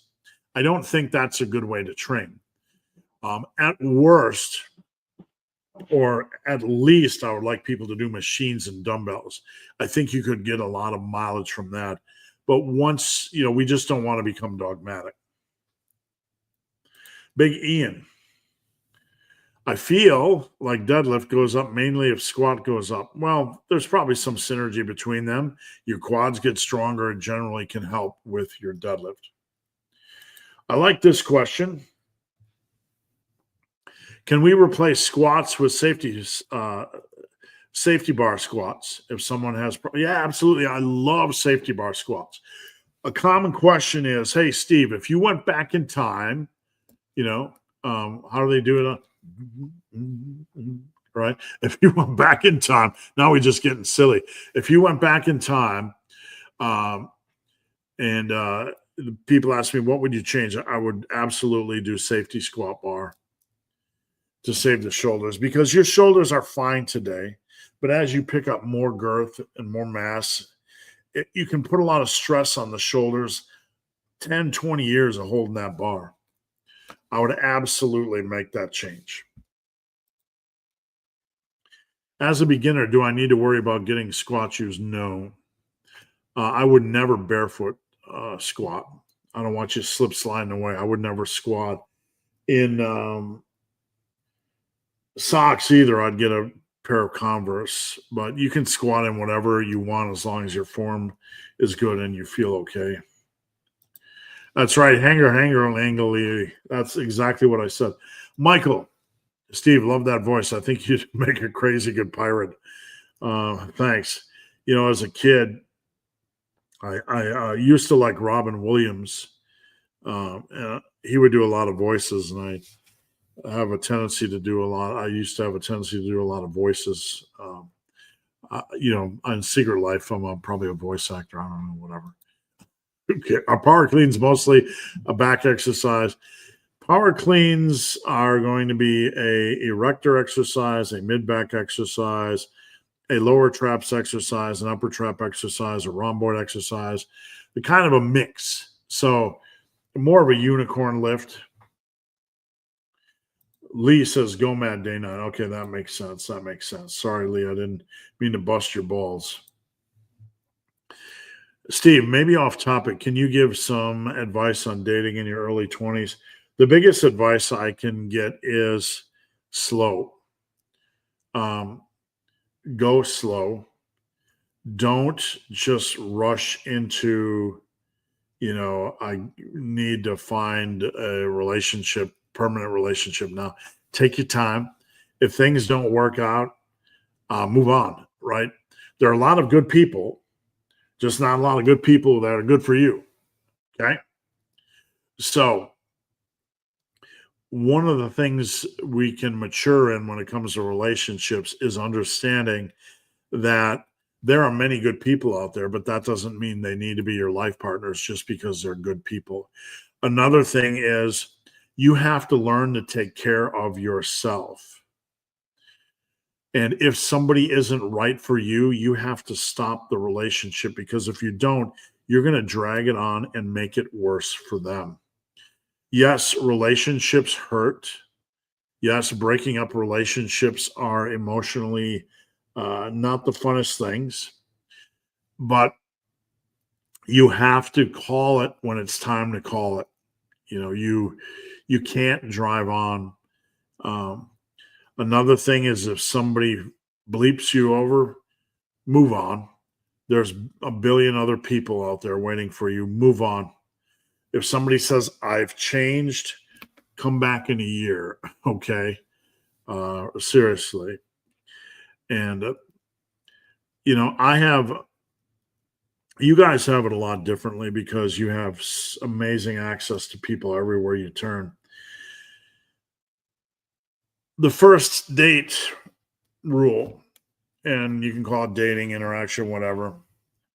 If you're not feeling it, listen to me here. I don't care what age you're at.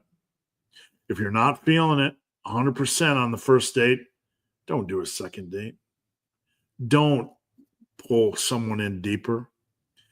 If it's just not there, don't immediately rush. You can continue to talk to them. Maybe something will change, but don't rush. And certainly don't do a second date.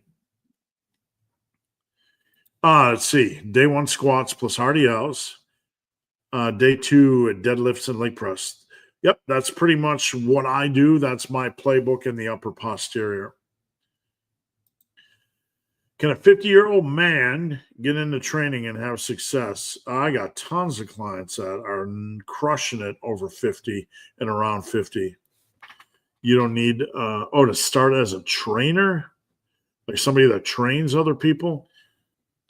Well, the brilliant thing in this day and age is you can get up to speed very, very quickly. You need to learn form. You need to learn programming. But training, the problem with training is people think it's easier than it is. And you got a lot of schmucks and schmoes at commercial gyms doing stuff, making people exercise. But I mean, no disrespect, but they don't know the first thing about programming or exercise form. So anybody can accomplish anything, but just dive in deep. A lot of my clients are trainers, and I work with a lot of them to help them when they have questions on things. So, that's one thing I do as a side part of my coaching. If you want to get up to speed on your training, and as a trainer, my clients can ask me questions every single day. Lee, I will say this: GOMAD feels like how I imagine pregnant would feel. Yeah. Whenever I eat too much, I feel super bloated, so I can appreciate that. Big Martin, Robin Williams, what an amazing talent. One of the hardest things about aging is seeing all your role models just croak. No other way to put it. But on the other hand, I think one of the vital aspects of remaining alive and vital is not just staying tethered to the Robin Williams of the past or the Bob Euchers of the past, but to learn to appreciate the talent as well of this generation. I'm going to work in the military to guard the closed city. My schedule will be 8 a.m. to 8 p.m. Next day, 8 p.m. to 8 a.m. Next day for sleep. Well, I would love to dive into that one. I would encourage you to come over to Team Massive Discord and post that question, because I'd really like to get under the hood. I need to know more information. I really, really would. Patty said one of the rules of dating is no thoughts. Find a nice girl. You know what? Find someone that has a purpose, that is motivated, not motivated for likes. That's transient. Someone that has a purpose in life.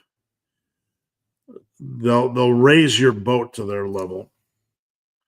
Big Ian, last question, guys. Last question. Call for last question. I don't know. I know you don't like suit. Nope, that's not true. That's a misunderstanding, just to be fair, Ian. I like supersets when they're done wisely. I don't like supersets for biceps and triceps. That's CrossFit. You're going to enter your triceps training fatigued, glycogen depleted, cardiovascular, your cardiovascular system a little bit, your heart rate a little bit elevated. That's CrossFit. I don't like it. I don't think it's. There's 1,000 things you can do in the gym, but I don't think doing, supersets for opposing muscle groups. There are a million things you can do better. I just said 1,000. Maybe there's a million, but maybe there's 10. Trippy. At work, I overuse my lower back. How should I mix squats and deads? That's a good question. You probably want to minimize them with about 2 sets a week. You probably want to do them after a couple of days off. So if you get the weekend off, it might be better to do them like on a Sunday or some point in the week where you're a little bit more fresh. I would need to know more information about your schedule, though. I'd be curious what days a week you work and what days you have off. Big Ram, for someone restarting the gym after a 6-year break, 3 days. No, not too little at all. You want to allow your connective tissue to get up to speed. You want to allow your strength to come back. ease into things. Don't rush. You'll get up to speed very, very, very quickly. The last thing you want to do is just jump into the deep end and get hurt. David, thanks, Steve. Roll on next Friday. Thank you for your support. Thank you. How do I ensure that the front delt doesn't overactivate? You can't do that. It's always going to do that. It doesn't overactivate. It activates to the degree it's normally going to activate. You can't take the front delt out of a bench press, nor should you ever try. It's going to do what it's going to do. That's all part of the shotgun approach to training. That's why we use a variety of exercise. It's not a bad thing, my friend. What do you recommend for neck and forearm training? I recommend not doing it. To be honest, I don't. I don't see the value. Now I'm just being a little bit overreactive, but neck training, you got to understand, if you're going to do this, it's going to take 5 to 10 years, and your neck's going to get big in 5 to 10 years anyway. I've never seen an experienced lifter that had a small neck or forearms. So I want you to understand that. I'm not being silly, but the neck and the forearms generally grow in the periphery naturally.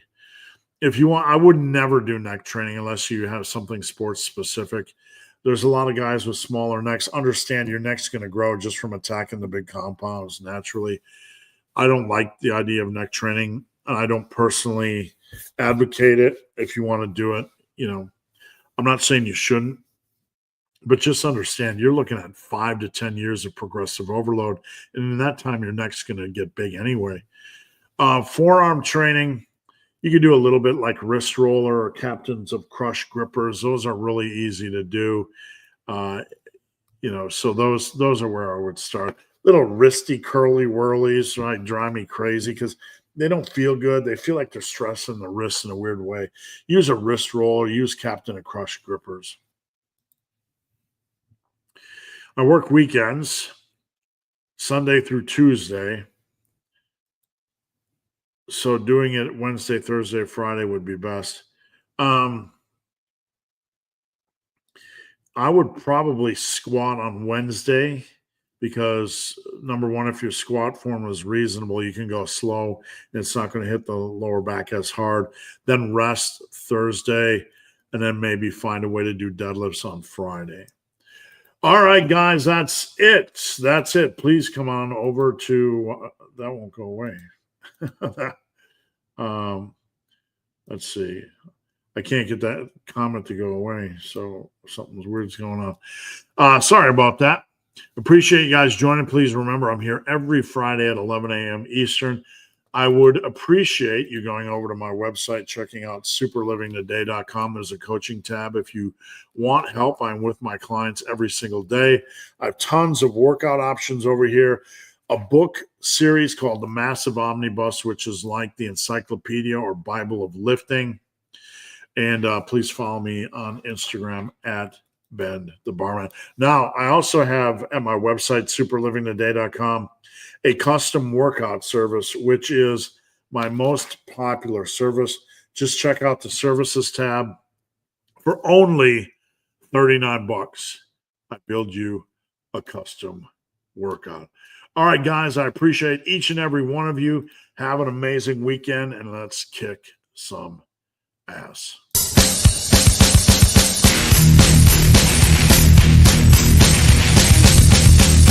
It's not almost over. It's not almost over. You're not almost there. You're not almost there. You're not almost there.